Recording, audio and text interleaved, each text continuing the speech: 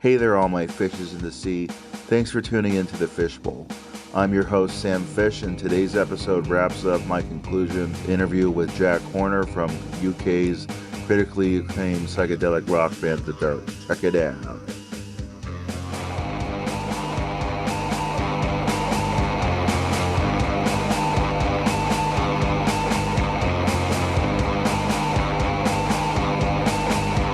Unquenchable thirst for power. You're blind with a turpentine mind. You'll run and jump from the shadows and lead the legions into decline. Breed contradictions and hypocrisy. Suck on windling words. Swallow irrational pills. Plasticine herds out the ones that you've cursed. Helter-skelters of skeletons, spiraling death spun by suited thugs. The gallows, a seatless swings, leeches choke on their own blood. Reach the frontier, time to take hold. Leave this bed of nails, I will not be sold.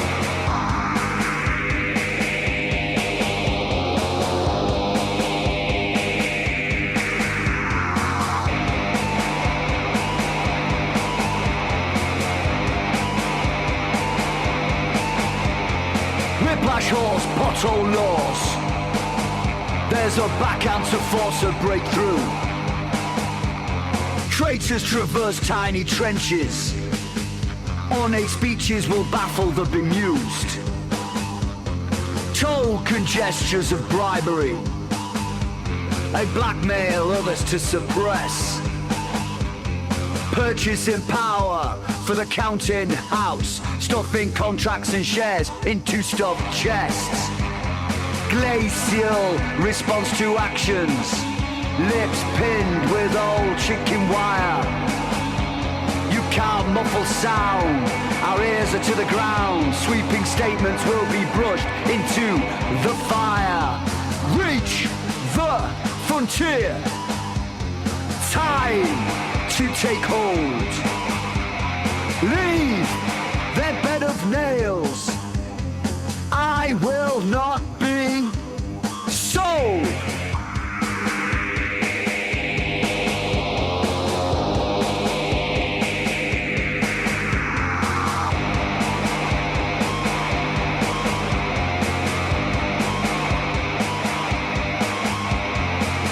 Tax anything you can't steal.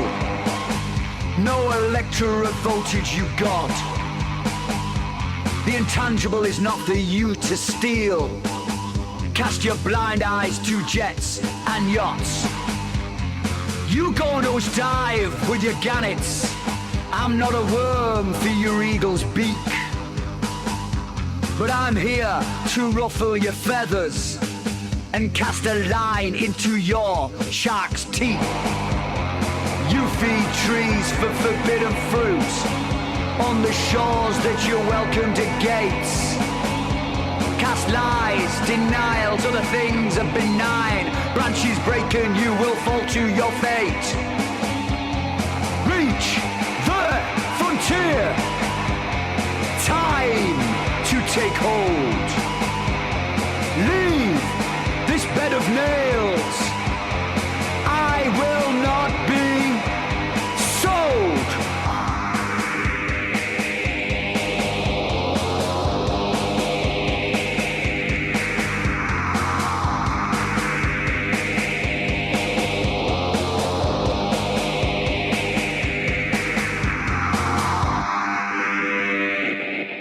The psychedelia that came out of California is totally different to the mega noise that came out of New York from the early Right. 70s and into the mid 70s. Right, and the same thing with rap, like Yeah, East Coast 90s, 80s and 90s East Coast rap versus 80s and 90s West Coast rap yeah, is like totally different. But at the same time, like all the rap groups and the rap artists solo guys from the East Coast and the West Coast all kind of had, like, if you were from the West Coast and you were from the East Coast, you all kind of had like a very similar style with Yeah. like how you rhymed Hmm. and the type of music you would have essentially going to overlapping you rapping. Yeah. It's very, it's like you can tell the people who are from the East Coast and you can tell the people who are from the West Coast. Like the Okay. West Coast had a lot of like, you could hear like P-Funk and George Clinton, James Brown, Hmm. like Motown, all like the R&B and Yeah. funk, that was big in the 60s and 70s, and the East Coast was much more like raw. Yeah. It was more, I don't want to say edgy because they were both were edgy, but it was like there was a distinct sound.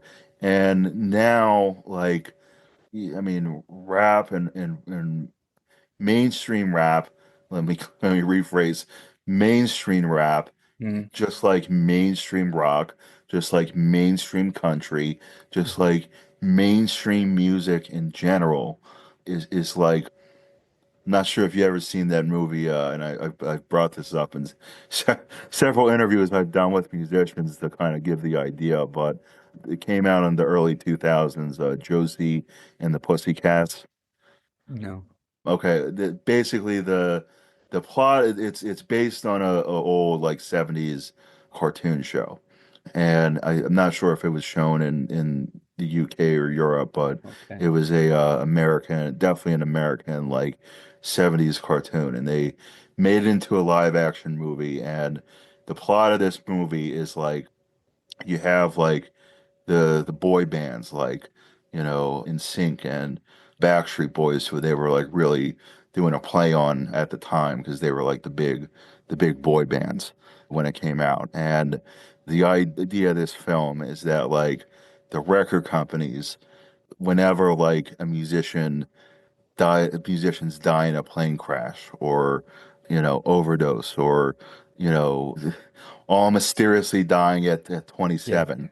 you Yeah. know it's all kind of been orchestrated by the record companies because they didn't want to comply. So Yeah. basically there's like, and then you have like, I think, what's his name, Alan, is it Alan Cumming? I think was the actor's name. He plays this like age music agent, and basically the boy band at the time that they're like currently headlining dies in a plane crash. Oh, So okay. they they need to find like a new like pop group that Yeah. they can market to the youth. And they have this whole scene where like they're going through like the scam of like the industry where is subliminal messaging. And they play the pop music or whatever, and there's you know they overlap it with subliminal messaging, and they show like this whole scene, and he's giving exposition basically, in the sequence, that this is what they do, and this is like the antagonists of the film. And they show like how there's this group of like essentially zombies, teenage zombies that are like listening to this music, and just like and then Yeah. there's like Yeah. one person who's like supposed to be like a goth girl, and she says, "I don't understand why this is so catchy," and Alan Cumming or whatever his name is, who played the agent, is like, "Oh, really? You don't think this is like catchy or anything?" She says, "No, in fact, I think it sucks," and he says, "Oh, really? That's interesting. Will you come with me real quick? I'd love to, get your full assessment, blah, blah, blah." She follows him outside. A black van, pulls up, slides open the door, takes the girl in, puts a black bag over her head, and then she's like, never, never seen again. you Right. know, Yeah. you Okay. know. And the whole the point is like movies from like the 90s and even early 2000s. It's like they almost were like doing subcontext on like what is actually going on, What actually going on? Yeah. in society. And if you watch Josie and the Pussycats and you see it's like this is a goofy, teen, young adult, comedy movie, but then you like look at the subtext and the plot, and then you look at like, Yeah. people like Taylor Swift and, you know, what Beyonce has turned into. And when Beyonce was Destiny's Child, Yeah. that's a whole nother thing. But once Beyonce became, Queen Bee or whatever, it's a whole, it's like, and now she did like some country song, right? And Mm. everybody's like, Beyonce, country, oh my God, who knew she was so versatile, but at the same time, it's like all those major musicians. It's like it's very clear to me, especially, and I got to be careful with this, because the Swifties will come after me. You get Uh, Swifties. What you get? Swifties on your podcast and show. That's interesting. you know, The uh, Swifties will come after you. the Swifties will. I've been warned. I've been warned. John Paul warned me. He said, Right. "Be Okay. careful what you say. They'll come after you." And I know this because there was some. I forget the exact incident, but basically there was like some. I think it was a football player or something to do with football. Because Taylor Swift's boyfriend is a football player here in the States, and someone apparently said something negative about Taylor Swift and the guy she's dating with. I don't follow sports that much, Yeah. so I apologize for my American listeners who are like, you don't know what the fuck you're talking about with football, But anyways, it was like they act apparently a bunch of Swifties were going out of their way to leave bad reviews on this football player's, like, I think it was his Wow. mom or something's like restaurant or some type of small business, and they were literally like just going out of their way to like leave bad reviews to like in turn like not attract business. Yeah. You That's know, some feral obsessive fan base, that, isn't it? yeah, exactly, That's mad. exactly. Yeah. I mean that's insanity. Like, you, I mean, I'm wondering on my end, is there not like some legal, like violation or something by doing what they did? I mean, I don't know. I'm not a lawyer. I didn't go to law school, but just like the craziness of like that's like that's like psycho fan base stuff. Yeah, Yeah. you Cool. know. It's a radical pack mentality, isn't it? That's Yeah, that's crackers. yeah, But people will go to that lengths to defend in honor their favorite artist, which I right. kind of like. I don't know whether I admire that or I think that's a little bit obsessive. Exactly. That's a little bit Exactly. nuts. Yeah, that's a little bit far, isn't Exactly. it? It's like what? Exactly. So Oh, it's I'm like, I'm going to research this. I'm going to have to research this because the only thing I've seen about Taylor Swift is that the American and Canadian music people that have defended her and Bruce Springsteen from something which came up on my thing. There was a statement because they've been attacked by Mr. Trump or something. But it's like, but to know you've got such a flock of Swifties, a flock of mads. This is right, mental. You could write a story or a big sort of like manga or some mad comic zine about this, couldn't you? And right, this is right. yeah, it's very much Sin City. I mean, Some it dudes. brings like the Stephen King novel and movie that came out in I guess it was the 80s, early 90s, like Misery. Yeah, The idea of like the obsessive all the fan. obsessive fan. Yeah, You know, that was a creepy film, Misery, wasn't it? Whoa, yeah, yeah. wow. Kathy Bates Kathy Bates. Whoa. literally killed it in that. Yeah, that was an amazing performance. That was mega. Yeah. Yeah, and I actually just found this out recently.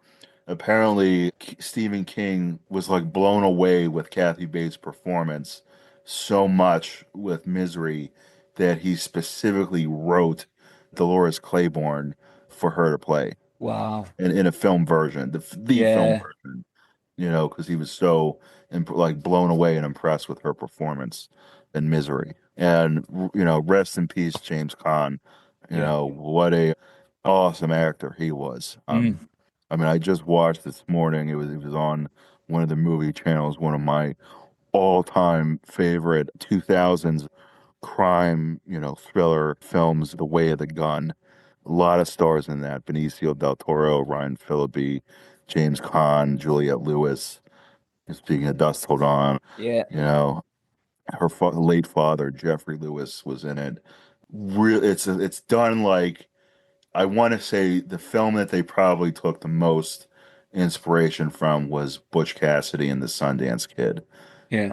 It has a very like, even the music is like a very like Western, like a modern day like Western crime, thriller.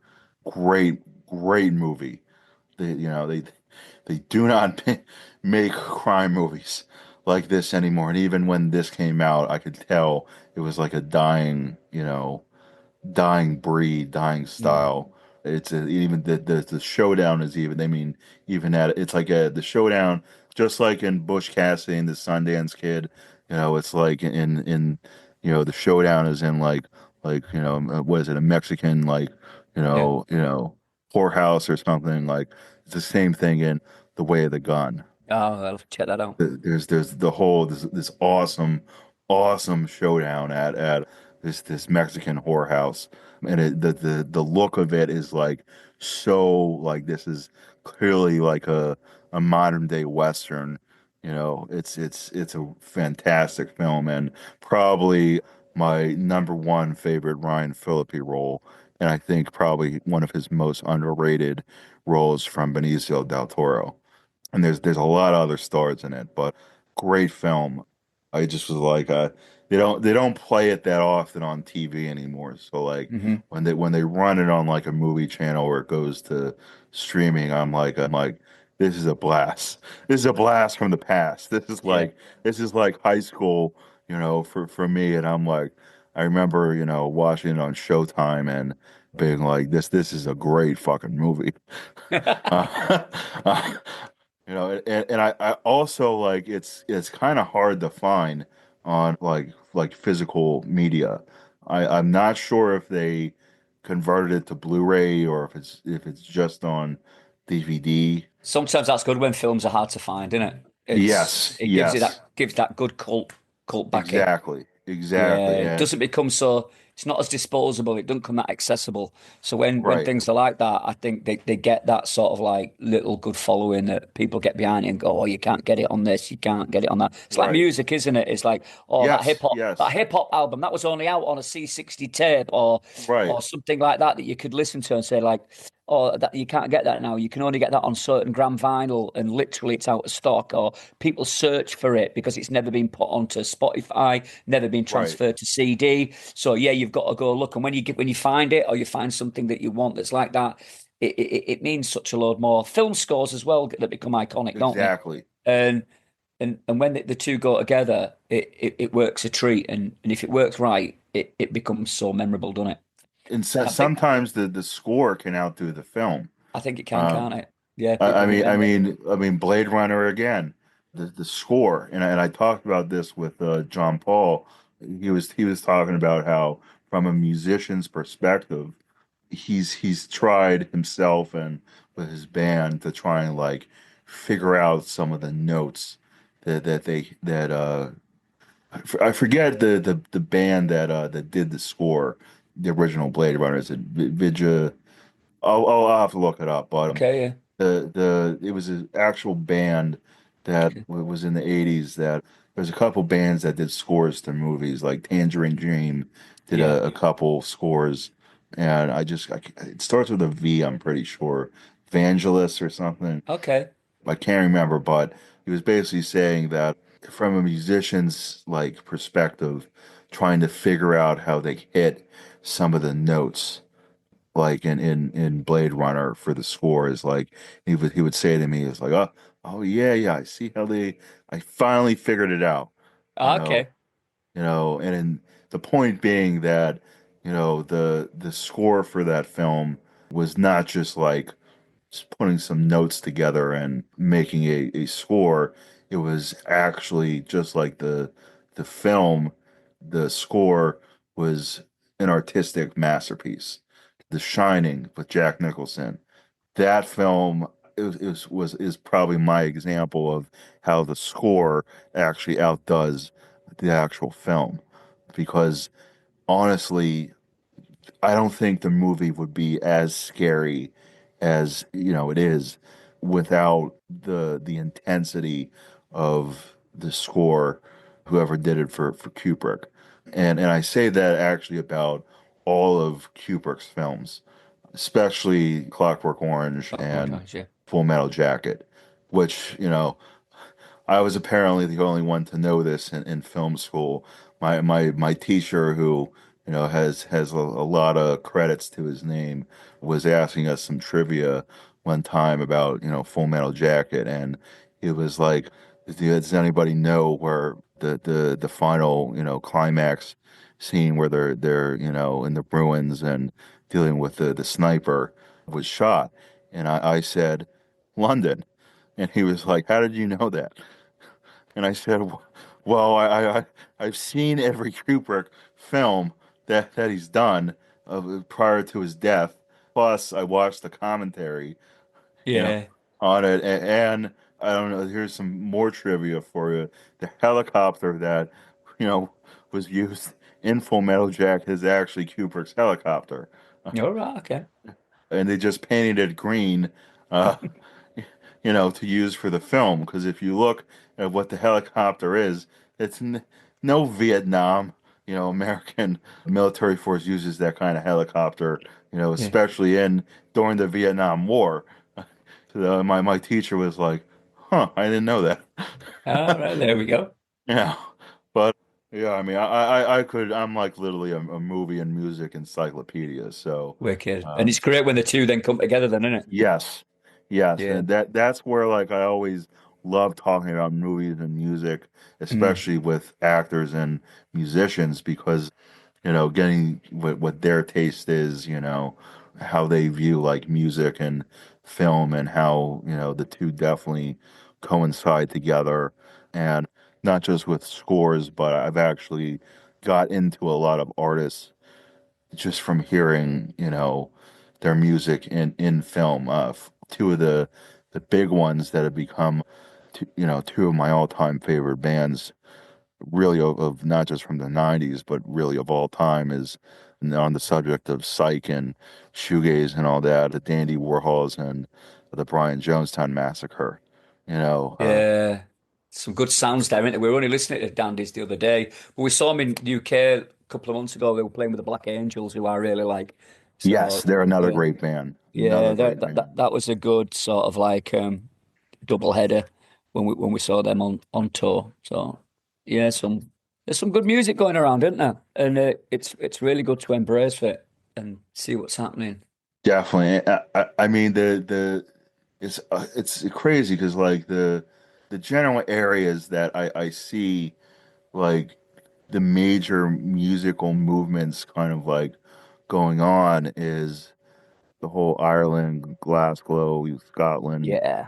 UK area, but also like in the EU with like France, Germany, Mhm. Sweden. There's a lot of. I just want to give a shout out Spiders and Blues Pills. Those girls and their bands are phenomenal. They remind me of like David Bowie and T-Rex and like that era and style of like glam Yeah. rock, and then the UK and Scotland area and some of France is like, really I can see a lot of the huge like, shoegaze and dream pop and Yeah. like neo psychedelic, Yeah. type movement. And same can kind of go for Australia and New Zealand. They have a huge psych rock scene and also alternative rock scene. And then at the same time, I see like really three like different rock movements going on right now. One is like the shoegaze and psychedelia movement. The other is like I don't know how what the right word is, like retro kind of 60s, Yeah. 70s revival kind of happening in the same areas. And then the other movement, and some of it is going on in the US with this as well, but it's actually become so prominent that it showed up in my Spotify as like an actual genre. That's that new genre that's been created called New Wave Grunge. And Right. it's Okay. like at the end of grunge, we had post grunge, which Yeah. is like Nickelback and Creed and you know, Yeah. it's not. Yeah. It's like It lost grunge lost its way after that, didn't it? It yeah, was like, yeah, yeah, yeah, once the exactly. demise of Nirvana and Yeah, Soundgarden and and Alice in Alice in Chains, it's kind of Chains and lost, all and that. yeah, Yeah, it kind of lost its way then. yeah. The Pumpkins, it all lost its way, and Yeah, just very much like what I always compared the '90s to the '60s, yeah, because all the heroes, were either dead by, what like 70, 71, yeah, or the last remaining ones were kind of gone by the 80s, yeah. and the same thing happened in the 90s with all the musical, renaissance like heroes, Mm. starting with Cobain, Yeah. then Lane Staley, then, losing Cornell a couple years ago. Chester as well. Right, that the most recent one, so it's like literally, like all the major, heroes from, the whole grunge movement. They either all died or, Mm. slowly passed away over the years, and like the groups just kind of broke up. It's like, what are the Doors without Jim Morrison? You know, There is no doors there without is Jim no Morrison, Doors, is there? exactly. They tried it, and I do love Ian Right, Astbury and whatever going on, but there's no right, cult. There's no cult without Ian Astbury. right. However, Ian Astbury was not the front man of the Doors, is he? So there is no Doors without Jim Morrison. Exactly. And It's another band shout out I wanna give on the subject of the Doors, because this band is like the closest I think we're ever gonna get to the reincarnation of the Doors. They're called Birth of Joy. okay. Believe they're from France originally. I figured them a listen. Yeah, they have they're kind of older now. They were like the 2010s, but they have quite a few albums and some like I think one or two live albums. And I mean, they have this one song. It's been a while since I listened to them, but it really reminded me of like I think Waiting for the Sun and some like other like there's one song in particular. I'll look it up and I'll send you a Yes, link. yeah. Please send me it. Um, because and they perform it live too, and the live version, again, like we were talking about at the beginning of the interview, some bands, are better studio, some you can't contain Yeah. the energy, and this band is like they're great studio, they're even better live. Oh, that's Um, good. and I just the one song, it's just I can't think of it because it's been a while since I listened to them, and I listened to like so much music. You got to go back and like dig, you know. Yeah.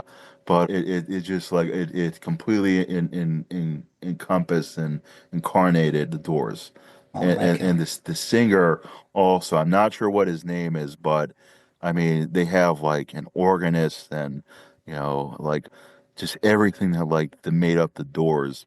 Like yeah. and the singer, like it's like hearing Morrison reincarnated. Yeah. It's like literally, I mean, it's like he sounds exactly like Morrison. The whole sound of the band sounds like the Doors. So just want to, on the subject of music and Yeah. you Let's give that know a go then. EU music and UK and all that, I had to bring that band up. Another one that I really admire is called The Wolf. Not heard them. They're also somewhere, I forget exactly where they're from, but definitely EU. And they have a very like the whole like retro, classic rock kind of Okay. revival sound. They're really good too. But the closest that we have to someone like that in the States, I just did an interview with. His name is Jossie Hughes, Okay. and the band is called Jossie. Right. It's spelled weird though. It's like Gysi or something. Uh, Okay. he is basically the American version of Blues Pills and Yeah. Spiders and like, the glam rock. And he even the whole show and how he dresses performing live and everything is very like Bowie. In fact, if I could sum him three bands that kind of like sum up his music, it would be Bowie, T-Rex mixed with like Jet. Mm. Oh, okay. Yeah. And he just apparently did guitar, helped out on guitar with Alice Cooper's like latest single for his upcoming album. That's like the first album with like the original Alice Cooper lineup from like the 60s and 70s. So he's definitely like, you know, moving up in Yeah. the music rock, rock legend, scene. But Alice Cooper is another, him and Sabbath.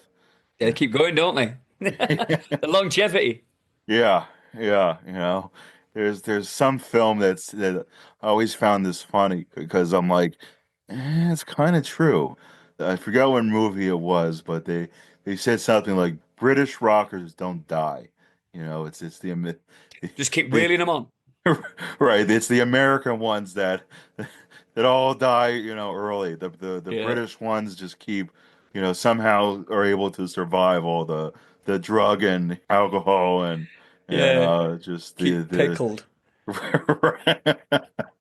and I'm like Oh the man. only exception to the case, the only two exceptions to the case that I can think of is like John Bonham and Keith Moon, you know. Yeah. But if you look at like the rest of like all the old, rockers from that era, I mean, Jesus, look at Mick Jagger and Keith Richards is like they're like the Walking Dead. Yeah. You know, Give the young kids a go. Come on, lads. You've had your right, day. Give the young right, kids. There's loads of 18, 20, 30, 20 odd year old kids out there waiting for the break. It's like, right. mad. Yeah, Come on. yeah, I'm not even asking for my share because I'm past it anyway. But give the kids a go. Give one of the kids a go. Come on. right. Yeah. It's like I was like that is really funny because it's like just look at Ozzy, Yeah. I did have the pleasure of meeting his son Jack, who was like on the Osbournes and the show that was like on MTV and everything. Yeah, but was by the way, he is a talk about like being humble and Hmm. down to earth and totally unaffected by nepotism and his father's and parents' money. He came to like Pittsburgh's big like Comic-Con convention and like most of it's kind of turned into over the last I want to say 2 years really that like the people that they book it's like if you want an autograph and a selfie, not to mention like before admission and everything, to the event, you're looking at like spending $100 of US money easy. Almost as like a standard thing now to for like a autograph and a selfie combo or something. Oh, Some of it is like for some of these people, it's just an autograph and a photograph only. You're spending $100, which is yeah. insane. Things have got crazy these days, aren't they? It's like I thought art was supposed to be accessible to everybody, Exactly. and this is where it should be, shouldn't it? Like a film, an art, a picture, music should be open and accessible to everybody, whatever class you are. But the arts are getting like everything, and we talked about division. The arts are getting divisive, and it's becoming a savior. Yeah. The elite can afford whether it be a Right. ticket for a big venue or who can't, and it's not good when it gets like that, because we should keep prices, even for big stars, as we want to call them, Right, right, affordable, because someone's making a lot of money somewhere, and that should be passed right. down and percolated down to everybody, shouldn't it? I Exactly. think so. Yeah. That's what I say because you're that's exactly what you said. You're essentially saying this is for the elite and Yeah. this is for If you, the lower, the middle class, which is almost being, evaporated from what's going on. I think that And also gives the underground a place to thrive, doesn't it? It can live yes, if the underground, the people that are less affordable can find an accessible art, then it means the underground and the subcultures can grow in their own little places and microcosms, and survive and exist alongside it, but in exactly. a totally different world. And that's where we I, sit. I completely agree with that, and that's Yeah, also kind of like my mission, through yeah, talking to you and John Paul and just all the bands that I really not just like and love and dig, the music, but it's like I kind of feel it's like my mission to help the underground, yeah, because if my mark, if I left this world and my mark was like through different celebrities and, different like, levels of celebrities that I interview, and I can say, you need to check out this band, or there's this band, that I know, that if you like this music, you would really like, this band. And yeah. if it can be like I guess if I could be, the main person responsible for like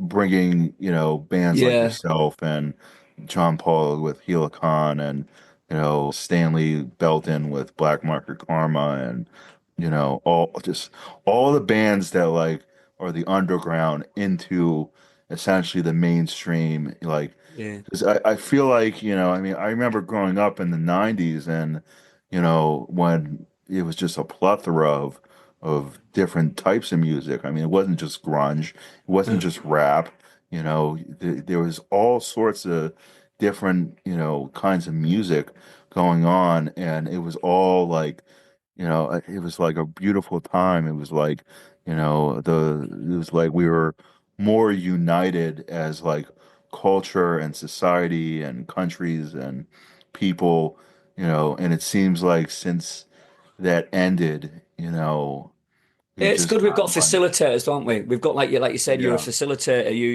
You're sharing and bringing different genres and different people together in different sides of this big ocean that we've got. right, Um, right, and I think that's it's great, because without we're taking it back to the old school style of, oh, have you heard of these? Have you heard of them? Have you heard of those? yeah, And word of mouth is to me, it's one of the best things to do. It's like, here's your suggestion, not on Spotify but in person. And if someone right, suggests your band in person, that means they've got some heart and emotion into it, haven't they? So right, I think there's an element of, well, if he's listened to them and he says they're good, I'm gonna have to give them a listen, not just because an algorithm has said that, but a person, right, a human right, being has said that. So there's an element of like, well, there's got to be an element of truth in it. So exactly, if there's an element of passion and honesty, then there's an element of truth, which means if this person who I know likes a lot of bands is saying, have a listen, then I'm going to go have a listen. I always write stuff down that people are saying, right, I'm going to go have a look at that. And I always will, because you've got to go find it. Because if someone's saying, well, you've named this band, this band, this band that are good, now you've mentioned them. Well, I don't know them, but I've known the other ones. Then if they're in that sort of stable and platform, right. then it's got to be good. And that's again where back to Yeah. like Fuzzface, Jason Shaw, Mike Oh, Nesbitt with yeah. Little Cloud Records. Yeah. You know, I'm hoping some of our stuff will go to him, because Sister Nine, who we're signed to, they work with Little Clouds a little bit, I think. So that'll be good if it gets them. They're based in Portland, aren't they? yeah, yeah. I'm actually Yeah. friends with. Here we go. Speak of the fucking devil. He Yeah. shall appear. Yeah. I'm friends with Mike on Facebook and Oh, on cool. X or Twitter, whatever the hell it is. I will I'll shoot him a message and say I just interviewed, you guys and he should definitely check you out. Good. That's the very least I can do and hopefully the rest falls But into yeah, hopefully the music will be the battering ram that just opens up right, doors. right, Eh? right. That's what it's about at the end of the day, isn't it? Right, right. True. And if I can connect you to someone or you can connect me to someone through, mutual talking and just getting to know me and being like, Yeah. well, you like this and I know these people, like for instance, I just did a big interview with the president of Schecter Guitars Ah, and his name is Michael Saravalo. He's been in multiple bands. The band that I was interviewing him in relation to the interview was called Beauty and Chaos. They've had like close to like I think 20 or 30 like different band members in the course of like okay. them actually making music. And some of these artists consist of like Marilyn Manson, Trent Reznor, Tyler Bates, Okay. Ice-T, Body Count, Right. so like huge bands. And, during our interview, he was apparently like totally unaware that there's all these like really like rock is not dead, you No, know, it's uh, thriving and living. thriving and living. You just got to Just know living in the underground. It's there ready to exactly. You resurrect and just come got to above. know exactly. You just got to know where to look. Yeah. And I essentially told him, not only is rock not dead, not only is it alive and thriving, but there's like three like major like rock movements going on right now, which Yeah. we just discussed. And Kicking I and told him screaming. exactly, and I told him that, and I gave him a list of some bands to check out. And he, at the end of the interview, like almost he was actually over 2 hours, which is where we're headed now. We're Uh, heading now, yeah. And I'm gonna yeah, have to cut it. I'm gonna have to cut it off soon because it's like 5:15 here, and yeah, yeah. I got you. I've got an Uh, appointment yeah, okay. that I'm I late got for. you. Okay. In that case, I'll sum it up and just say, Yeah, he was like, I put belief back in him, and yeah. he's a major, like veteran, actual rock star, like, in the States, musician. So if I can do that, just by talking to someone like that, and he said, in turn, he would put me in touch with anyone who he's friends with, which opens doors to Marilyn Manson, Nine Inch That's Nails, Ice-T, Body Count, you know, right names then. exactly. But the point is, like, if I can do that to spread the word and, like you said, word of mouth, and have a movement essentially be like, happen because of me, I would leave this earth being happy. Not saying I want to have it happen anytime soon. It's all happening though, isn't it? Yeah. It's all happening. Just Right, right, chatting over the phone with waves going over the Atlantic. It's happening already. right, right. It is, man. We've Uh, already got mutual friends in John Paul and Little Clouds. Everything's exactly. connected. Everything's symbiotic. Everything works together. And as long as we're working together, everything works, doesn't it? Exactly, exactly. And on that note, I have two closer questions for you. Oh, I know you were just in Japan doing some touring. I wanted to see if you had any or could plug any upcoming projects slash tours to promote. And then the final question, what three bands slash guests would you recommend to come on the show? woo. Wow. Okay. So yeah, we've got like I think we've got about 30 gigs coming up in the UK, starting with festivals this weekend at a Strummer Room Records punk festival. And then we go all the way through Southern UK tour, loads of psychedelic festivals. Then we release our album, and then we take that on about 25 dates around the UK, and we're going to do 7 dates in Japan at the end of the year. Once that's concluded, we're going to take a break, write a bit of new stuff, and then we're going to kick on into 2026. So we've got loads going on this year in the UK. Three bands that I can give you, and I'm going to have to give you three that you've not heard of, which I'm going to have to Okay. delve in. I'm going to have to delve into something that psychedelic band. We're bringing them over to play with us. Well, they're coming over, but they're going to do a gig with us, and we're playing with them in Osaka. And it's a band that's Japanese from Osaka called Hiboshibra, and they're on Riot Season Records in the UK, same label as Acid Mother Temple that we played with not quite recently. So Hiboshibra will be one, and that's a Japanese band.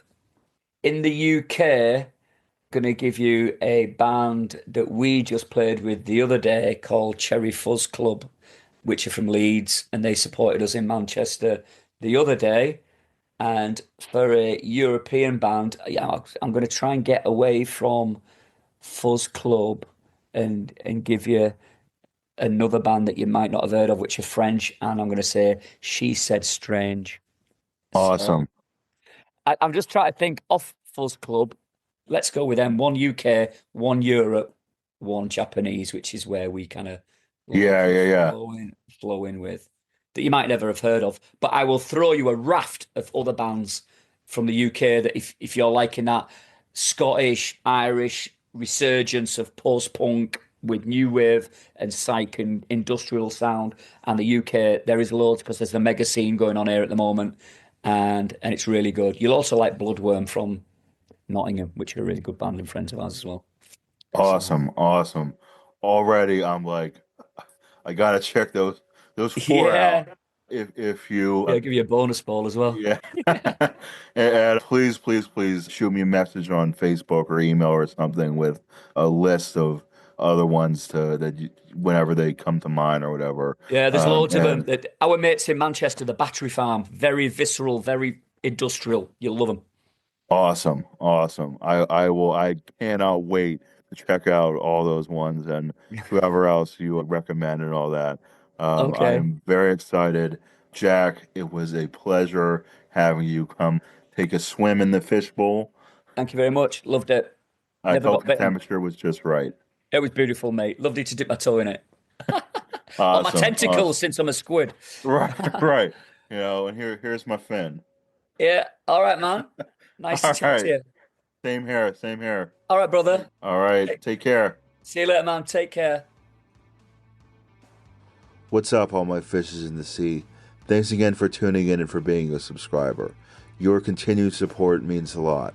I want to let all my guppies in the sea know you can now purchase custom fishbowl merch by DMing me, Sam Fish, on Instagram at thefishbowl88 or on Facebook at thefishbowl. Get hooked on yours today. We have custom t-shirts, mugs, pens, handbags, hats, beanies, hoodies, everything to make you the coolest looking fish in the sea. And if that's not enough, I am now accepting early access subscribers on my Buzzsprout website.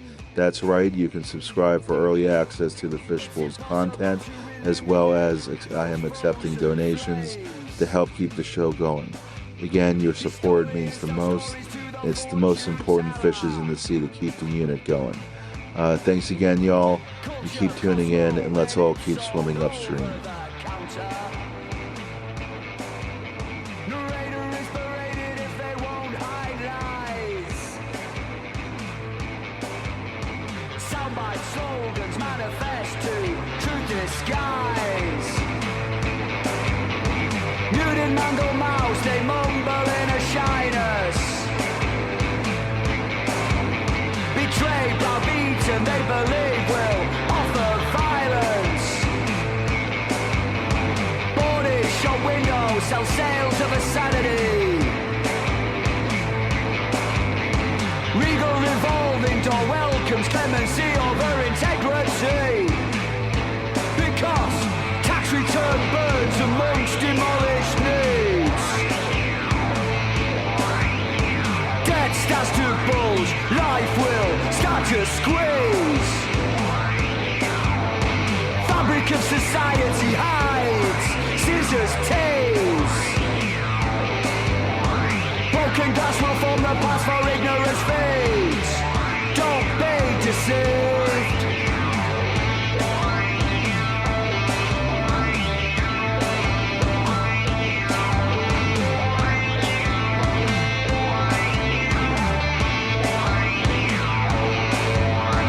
Opportunist window displays the golden gaslight. Future-proof the fertile fields with sharpened sights. Fragments of fingernails embedded in the barrels. The Chancellor and the Exchequer, they curate crooked chronicles. Eradicate, perpetuate the unrepresented. Protector turns inquisitor to the disadvantaged.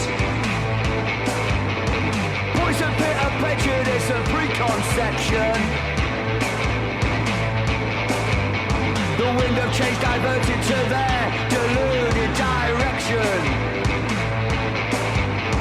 Congregate, educate, away from their darkness. Their folded fragile book turns to dust and ashes.